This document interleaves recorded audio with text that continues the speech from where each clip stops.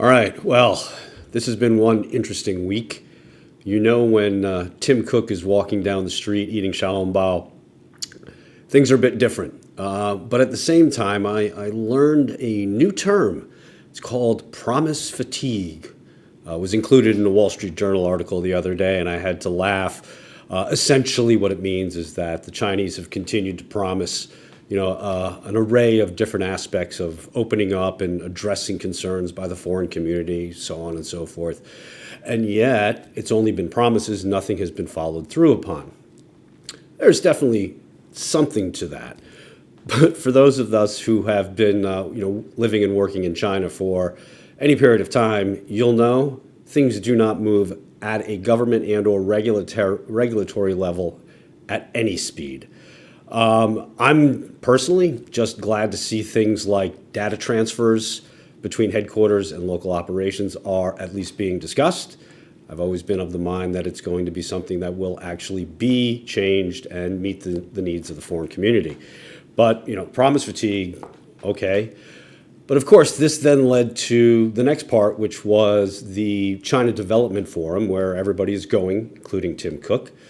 And that all of a sudden, Premier Li is not going to be there. He's not going to meet with the delegation. What might this mean? It means nothing. Trying to make drama out of something that is really nothing looks to be the case and the approach that's being taken, at least in the media community and among some of the so-called China watchers. It doesn't really matter.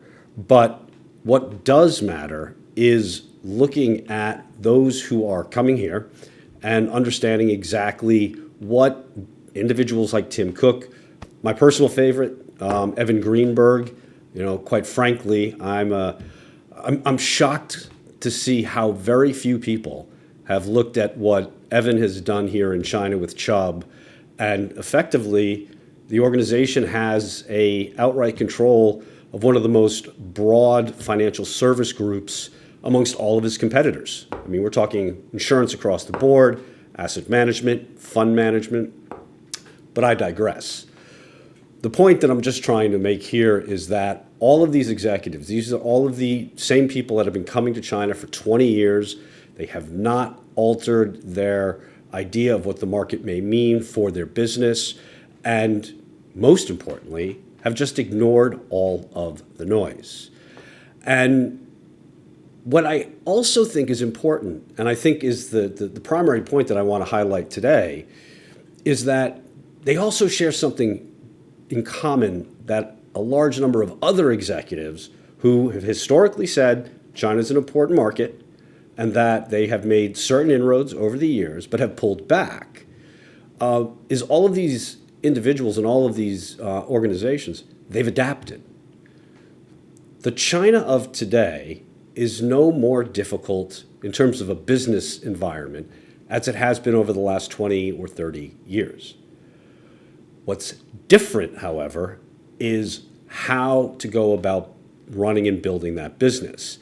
If you go back 10 or 15 years ago, there was a certain way in which you could proceed and move and build a business in China. That's changed. Now, some people will argue that has changed for the worse.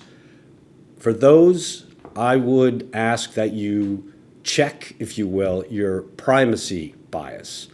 Looking back and saying that things were better in the past may be true, but it may also not be. In any event, just the point that I'm trying to make is that everything that we know about China today in terms of an operating environment has changed dramatically. But what hasn't, for the most part at least, are organizations' willingness to be able to recognize the change and then adapt the business practices. Those individuals that are up in Beijing or heading there at this very moment for the development forum, they have.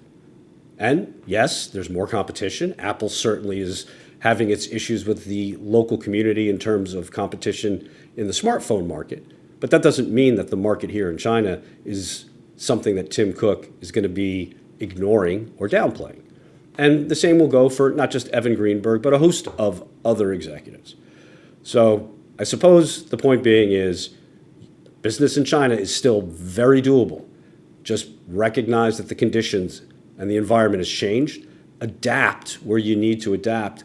Listen to your local teams, and I feel pretty confident that you'll be able to do just as well over the longer term. Just something to think about. Have a great day.